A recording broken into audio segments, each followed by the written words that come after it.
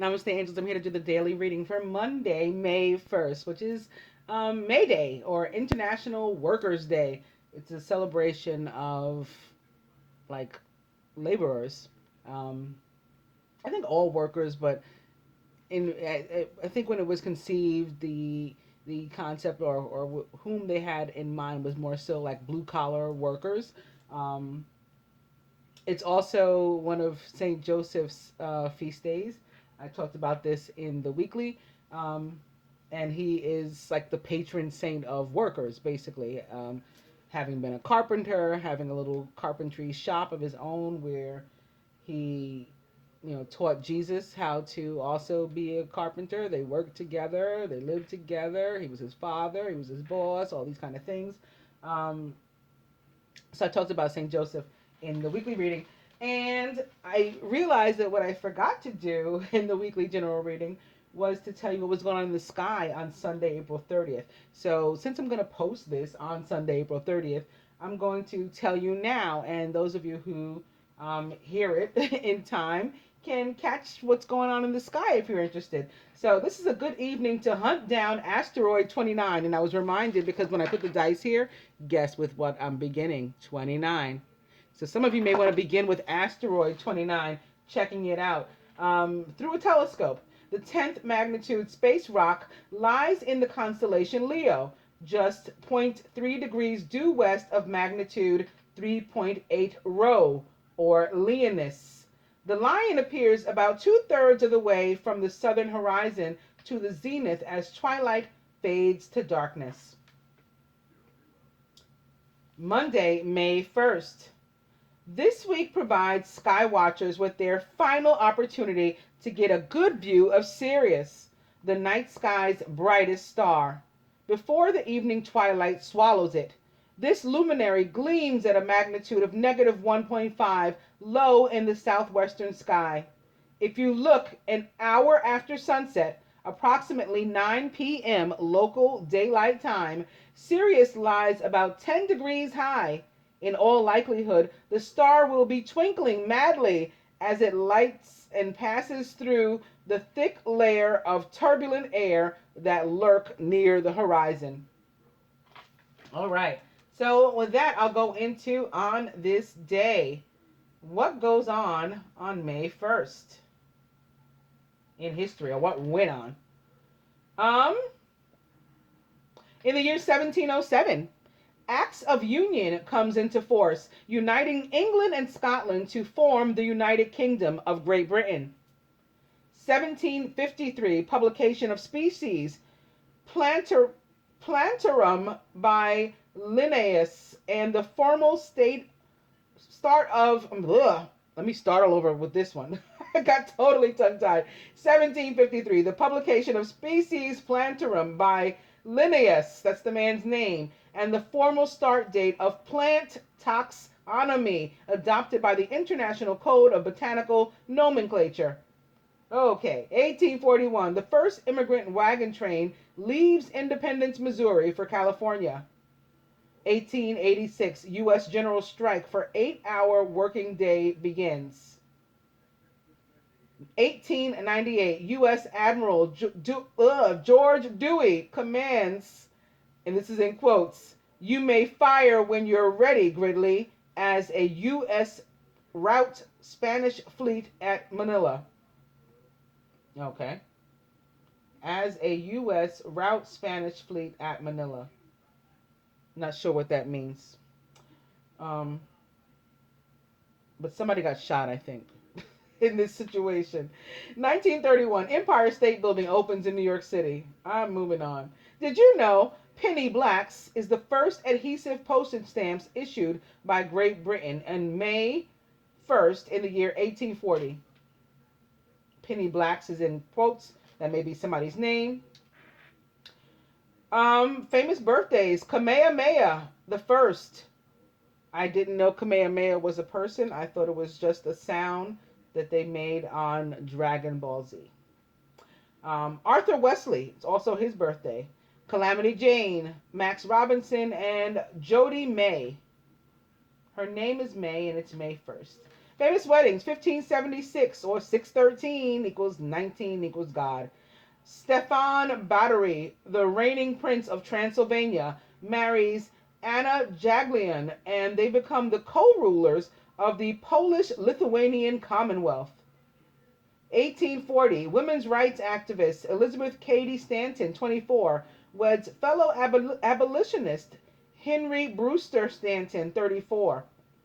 So 10 years between them. 1850, soldier William Tecumseh Sherman, 30, weds Eleanor Boyle Ewing, in Washington, D.C.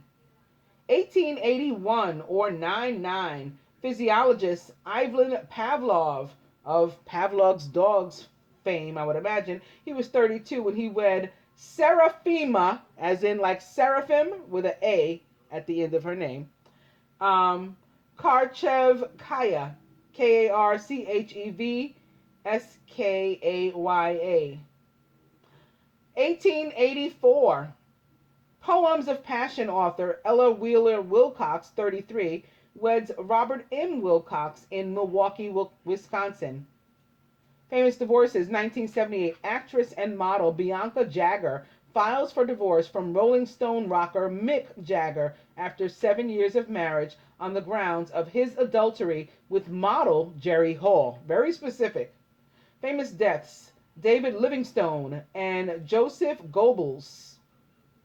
Joseph Goebbels was German. His full name was Paul Joseph Goebbels. He was the Nazi Minister of Propaganda and Information.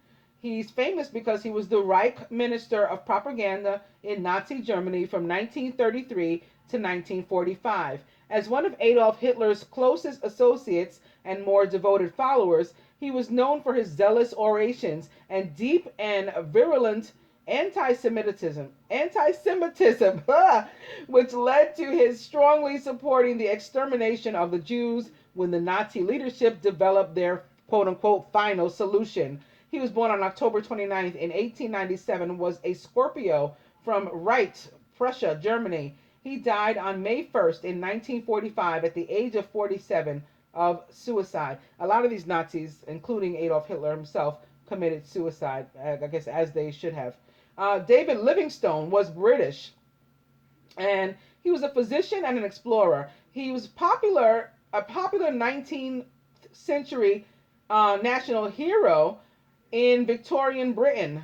Livingstone had a mythic status, missionary martyr, scientific investigator and explorer, imperial reformer, anti-slavery crusader, and advocate of commercial empire.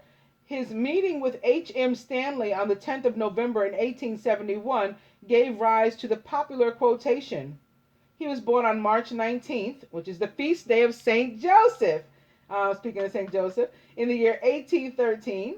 I wasn't expecting that, so that's a nice surprise. 1813 also equals 13 or 4 or 11, 11. He was a Pisces from Blantyre, South Lancashire, Scotland. He died on May 1st in 1873 at the age of 60 of allegedly malaria and internal bleeding caused by dysentery.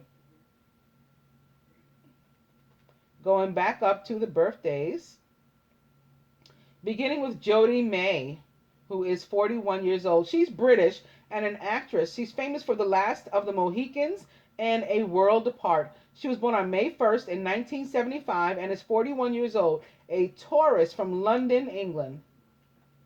Max Robinson was American rather. He was the first African American network TV anchor, and that's why he's famous. He was the first African American broadcast network news anchor in the United States when he became co-anchor of ABC World News Tonight. Robinson was a founder of the National Association for Black Journalists and was one of the first television journalists to die of AIDS. He was born on May 1st in 1939 and was a Taurus from Richmond, Virginia, USA. He died on December 20th in the year 1988 at the age of 49, which is 13 or 4, 11, 11 of AIDS. Calamity Jane was American. Her full name was Martha Jane Cannery, and she was a frontierswoman. She's famous because she was a famous frontier figure. Calamity Jane was best known for her claim of being an acquaintance of Wild Bill Hickok and for fighting Indians, but also for her kindness and compassion. She was born on May 1st in 1852 and was a tourist from Princeton, Missouri, USA. She died on August 1st in 1903 at the age of 51 of pneumonia. Arthur Wesley was British and the first Duke of Wellington and also a British Prime Minister. He's famous because he was a leading military and political figure of the 19th century. Most famous victory was the Battle of Waterloo. Battle of Waterloo fought against Napoleon. That would be. Doesn't say that here, but that's from my memory. He was born on May 1st in 1769 and was a tourist from Dublin, Ireland. He died on September 14th in 1852 at the age of 83. And lastly, Kamehameha I was American and king of Hawaii. He was a Hawaiian conqueror who united the Hawaiian Islands and formally established the Kingdom of Hawaii in the year 1810. He was born on May 1st in 1738 and was a tourist from Kohala, Hawaii, USA. He died on May 8th in 1819 at the age of 81. Oh, now that I think about it, I have heard of King Kamehameha. Okay, never mind. Never mind that thing I said about Dragon Ball Z. Was it even Dragon Ball Z where they used to run up Kamehameha? Never mind. I'm losing it. Maybe because it's of what time it is. It's 4:09 in the morning, my time, Eastern Standard Time. 4:09 or 13:04, 11:11, and I'm beginning with 29, like the asteroid. Email once again. The Mercury goes direct this week, by the way, so maybe that's why email is showing up. We're going to start to have better communication because some of us may have gotten confused and said the wrong thing. Maybe that's why I keep getting tongue-tied all month.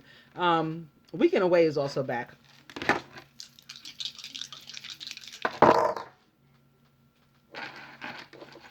Weekend Away remains with us.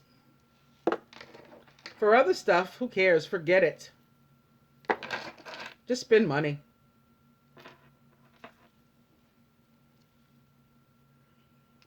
Have some fun.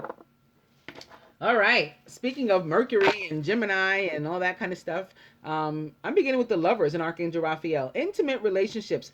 Carefully weigh your decisions. Good health. Opening to the Nine of Air. Expecting the worst. Self-fulfilling prophecies and sleepless nights.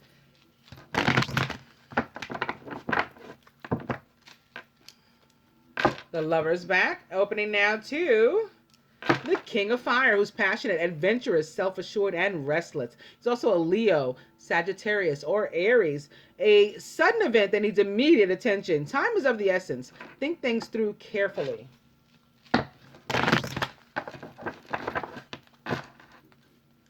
Lovers back. Opening now to the Ace of Air. Brilliant new ideas and inspiration. Seeing the truth of a situation as well. Maybe even a challenging beginning.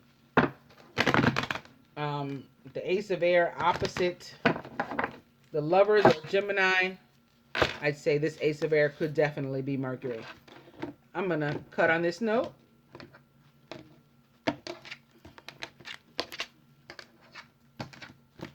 And the Knight of Fire is back. He is still passionate, adventurous, self-assured, and restless. So something happens, a sudden event that needs immediate attention. He comes running through. Time is of the essence. We're to stop and think if we get a chance first to figure out our next moves carefully.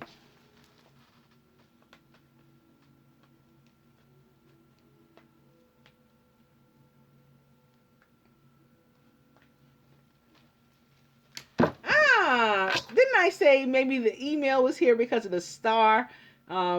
Yeah, now the star is here. It's our overall energy. Star representing the sign of Aquarius or other air sign. Could be Gemini yet again, or perhaps Libra. Happy times make positive, optimistic, long-term plans. You're on the right path.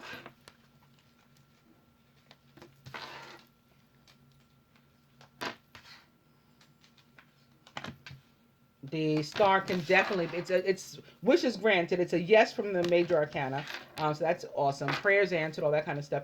But it can also be, yeah, communication, and particularly of the electronic sort, at least in my opinion. So like email and Skype and texting, all that kind of stuff. And in the weekly love reading, actually, communication was here for the masculine in the subconscious. So like he was thinking about reaching out, he had a phone in his hand. So far, he's alone, however. He's not lonely, though. Enjoying life's little luxuries, spending quiet time alone, and successful self-employment. Surrounded by the four of fire, contentment, peace, and abundance, a happy home life, and the successful completion of a project. And wow, the ace of water in his subconscious. Some of them may have actually bought a home, or rented an apartment or something. They're living by themselves now, whereas maybe before they were not. Falling in love with a resurgence of a relationship, spiritual growth and enhanced intuition, and maybe even a new home.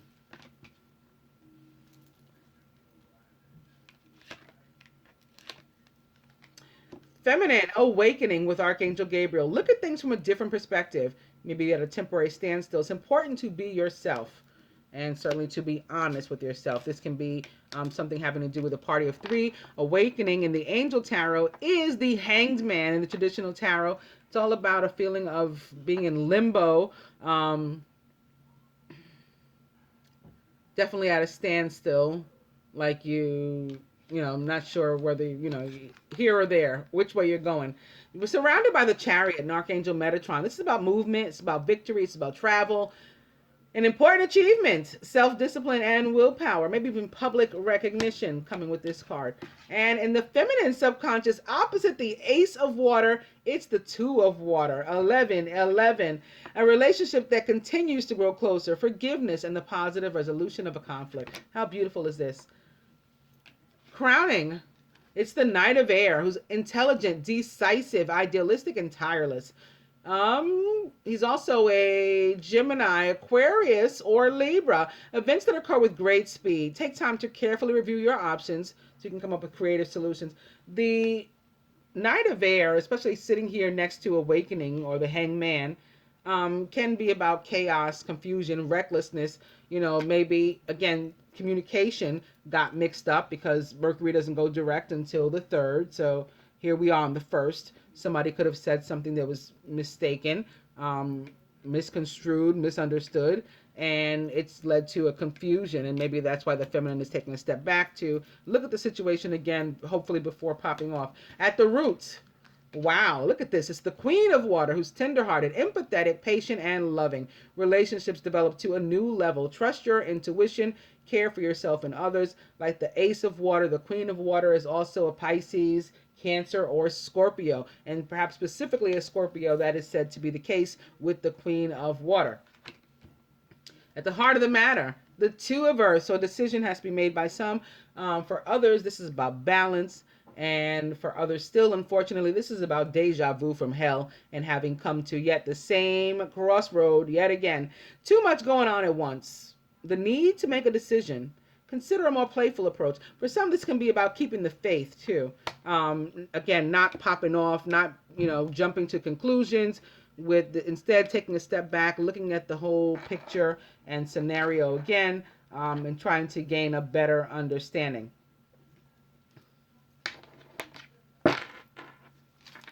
More about this awakening. We've been sitting up at night expecting the worst, maybe manifesting negativity into our lives, and having sleepless nights when it looks like it's actually a positive situation. And we've been, oh, woe is me. Things are not turning out the way I'd hoped. Now I'm not seeing the positive of a situation. This is why the Hangman is here. So we can take a step back and see, again, the larger picture. So don't make sure that you do that you don't waste this energy. It's temporary. It's not going to be for long. So you grab it while it's there or you miss out. And you end up instead crying over spilled milk and manifesting negativity in your life, or sitting up like an insomniac when you really could have just looked at the situation again and cleared up the matter. I'm going to look for the next upright card, hopefully, or in hopes of getting more clarity as to what the Two of Earth means for the majority of us. It is, ooh, the eight of air. We're feeling bound to something, someplace, someone, and that's about what the decision is. With whom do I go? Where do I go? Um, what do I do, basically? How do I detach from whatever this person, place, or thing is that has me feeling like I'm stuck with it? An illusion of being trapped, a lack of self confidence, and being afraid to take action. For some, this can be with the masculine simply asking you to move in with him. Okay, it's crossing this ace of water, this brand new beginning, and sits next to the four of fire, which can be a home. Ace of water can be a home too. He's asking you to move in. You're paranoid. You're scared. I can't leave. Whatever. I'm afraid to move. I lack confidence. I lack um, the basically the esteem, the belief in myself, in the union, and maybe even in you, that this is going to work out. So I'm hesitant to move in with you. That's what it is for some.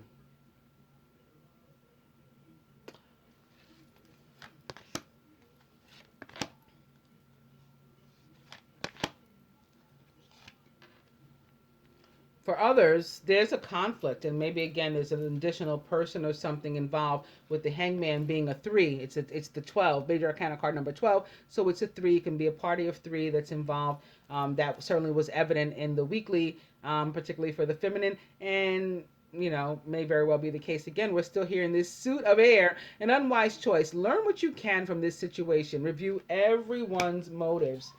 So we did something that landed us stuck here.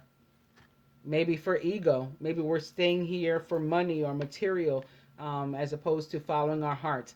We're stuck in the earthly. A false sense of entrapment. So this is entrapment upon entrapment upon entrapment, right? We already felt stuck. With the two of earth, we already didn't know what to do. We kept coming to the same spot. Then we had the eight of air there, which is this illusion of being trapped and feeling bound and feeling stuck. And now here comes the devil. A false sense of entrapment, being overly focused on material things and negative or fear-based thoughts. Crossing also the nine of air, there's your negative and fear-based thoughts. Sitting atop the eight of air, there's your false sense of entrapment. And again, with crossing the nine of earth and sitting here atop the two of earth, it can very well be about obsessing over material things. And that's why we're afraid to, or financial matters, that's why we're afraid to make a move. The next card is the Empress, which represents the planet Venus, and this abundance of love and money. She comes through with it. Lavish abundance. Give birth to your dreams. Nurture yourself and others. For some of us, the reason we're afraid to move is also because we're a mother, because maybe we're, married or something, or had a child with somebody and we feel bound to them, even if we're not with them anymore, we feel stuck. Some of us are a mother, and that's what the problem is. Um, for others, this is about. I mean, we're fertile with ideas, and we should be ready to jump at things. We should have faith in the universe and trust that Venus is coming through. Here she is with this love, with this money for us. It surrounds us. It's framing the whole union. Yet we're afraid to move still. Like that, we're still in somewhat disbelief that it's like tangible and real. Yet here it is, the Ace of Water, the Four of Fire. This Nine of Earth is not nothing to sneeze at either. The Knight of Air can be confusing, but he's also like one that doesn't waste time running to your rescue. The Queen of Water, Queen of Love and Emotion. The Two of Water, the definitely the partnership card of the tarot, because this is again the suit of water, the suit of love and emotion in two people, as opposed to the two of fire. This is likely to be a relationship, especially mirroring the ace of water. So this is, everything is wonderful, yet we're afraid to move because we're feeling tied, because of our children. Cups and water also definitely represent children. So in some cases, we're afraid to move on, and or for others, physically move here with this masculine, or enter commitment. This card can also be about commitment. He's alone here with this 9. He wants to add a 4, which is an 11 and 11 in itself, and about stability and foundations, but together certainly makes a 13 or another 4 or another 11, 11. Here atop this other 11, 11, 11, 11 equals 6 equals love, which is what I started. I started with the lovers. This is about romantic partnership on Monday. So, and speaking of the lovers, they were one of the cards that were upside down.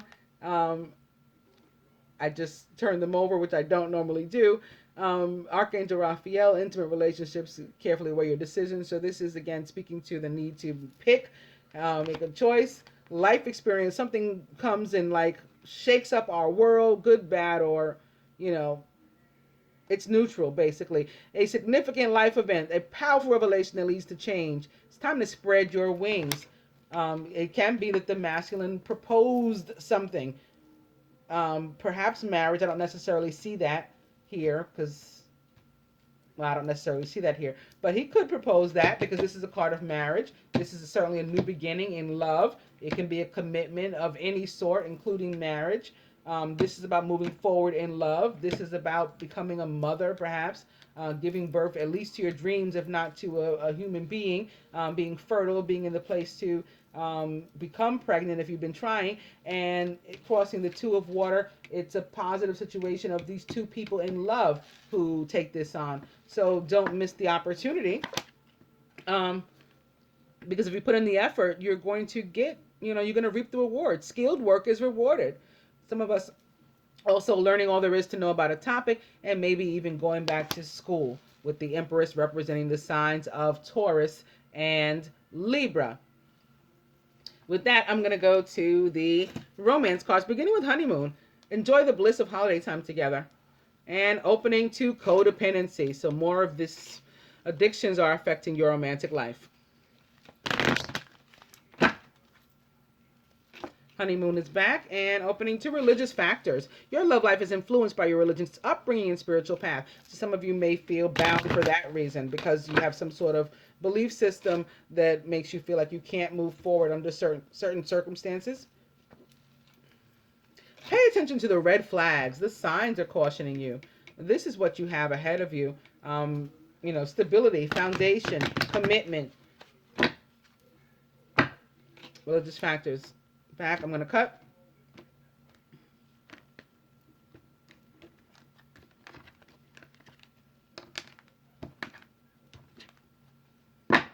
Calling in your soulmate. Your prayers, affirmations, and visualizations help bring you together.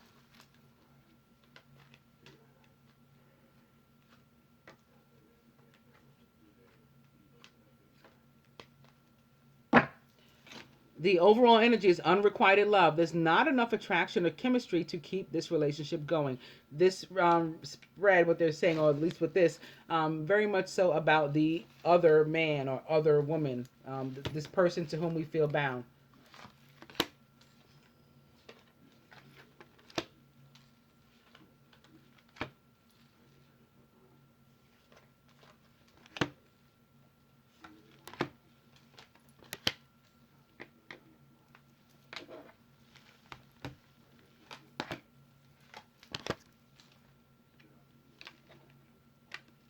Here, the feminine, in order to take advantage of this energy of the hangman and the limbo and look at the big picture and get herself together and stop with the oh was me, needs to take a step back, seriously, retreat. It's time to disconnect from the world and figure out your situation. Atop the Chariot and moving forward, moving on, love yourself first. Your self-respect makes you more romantically attractive. Okay, there's your answer. Crowning here atop this Knight of Air. This makes a lot of sense. Heart-to-heart conversations. Honestly discuss your feelings with each other. Knight of Air, again, is an air sign, Gemini, Aquarius, or Libra, and therefore a communicator. Perhaps the Gemini, having started again with the lovers, the great communicators of the zodiac, but if not, still an Aquarius, which is a great communicator in its own right, perhaps again via email or some sort of electronic means. And Libras do just fine in that area as well. here, trying to clarify all this stuff that's going on. It's spirit is just saying keep an open mind, even though there's a lot of like fuckery and everything happening here. Your soulmate may differ from your usual type and expectation, so there may be some strange stuff that you're not used to, you're not comfortable with, whatever's happening. But it's okay. Just keep an open mind. Maybe let go of some of the like that religious ideology and the belief systems to which you were holding on so tightly. Loosen up the reins on those so that you can again see the bigger picture. Going to get some more advice, beginning with meditate and Buddha with the Ascended Masters deck, and opening to clear and shield your energy, which I think is mostly here attributed to the feminine based on the other cards. Buddha back and meditate, and opening to positive change with Parvati. Once we resolve to move on and to love ourselves first, this is what we can have, the positive change. Opening to go now. Go now, service-based, and don't waste any more time in this old situation that doesn't serve you. Make the positive change now. I'll go one more. Yeah, let's move toward the power of joy. That's what we want to do. Positive change back. I'm going to cut.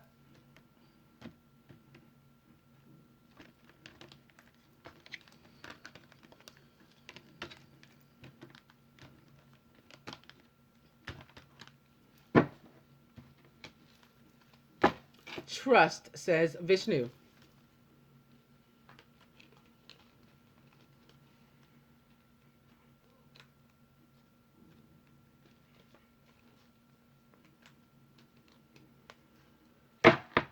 And the overall energy is yes. Maybe yes, I'll move in with you. Yes, I'll marry you. Yes, I will, be your girlfriend, your boyfriend, whatever the situation is. Because Ganesh, Lord Ganesh, has removed the obstacles that were blocking us.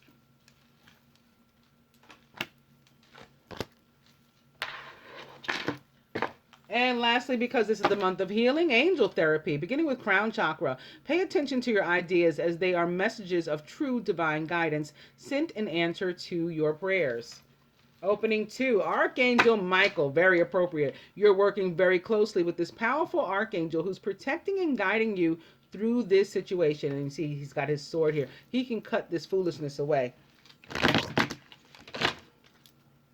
Archangel Michael back, opening to cut your cord. Speaking of that, ask Archangel Michael to clear any old attachments to fear that stem from past relationships, freeing you from destructive patterns. Because right now we're like all wrapped up in one. Cut your cords now at the bottom. Opening to be willing to forgive. Ask the angels to clear your mind and body of past pain in exchange for peacefulness, contentment, peace, abundance. Happens when we cut the cords. That now at the bottom. I'll go one more. You are profoundly clairvoyant. Trust what you see in your mind's eye as well as with your physical sight, for your spiritual vision helps you with healing, teaching, and guidance. Be willing to forgive back.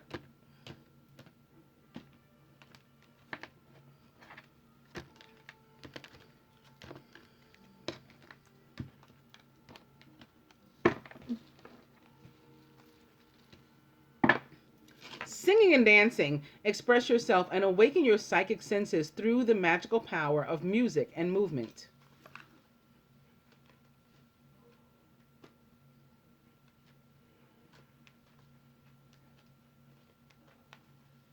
And I'm right back where I started. The overall energy is crown chakra. Pay attention to your ideas as they are messages of true divine guidance sent in answer to your prayers.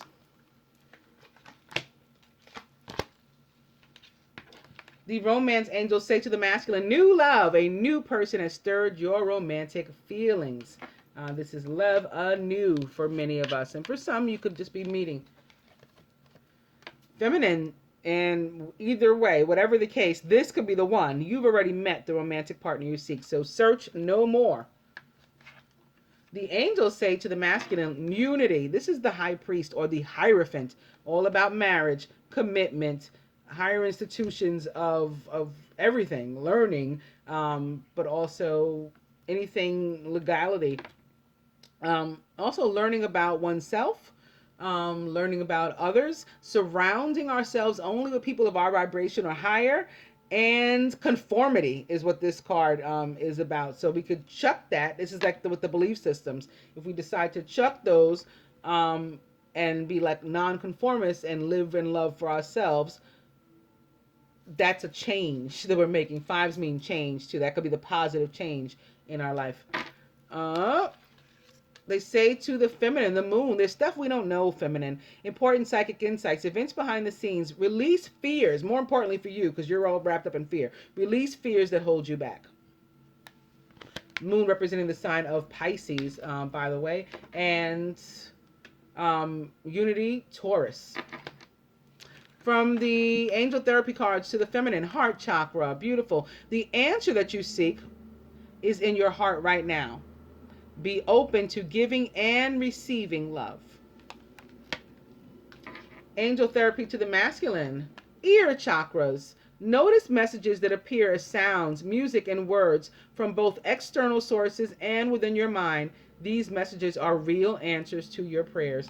The masculine, I think, getting an upgrade of clairaudience, because I've been seeing this quite a bit for them, actually. Feminine, what was I saying before about, living and loving for yourself. Nurture yourself, says Mother Mary, from the Ascended Masters. And lastly, to the masculine from the Ascended Masters, teacher is back. It's take the lessons that, have helped you. Leave the rest behind. Again, with the Unity card, some of us could actually be wanting to go to school, college, a vocation, maybe a trade, maybe like St. Joseph, take on the trade, go to trade school, carpentry, that can be what this is. This can be about learning about oneself, learning about one's mate, the union, getting a better understanding just of life in general, philosophizing.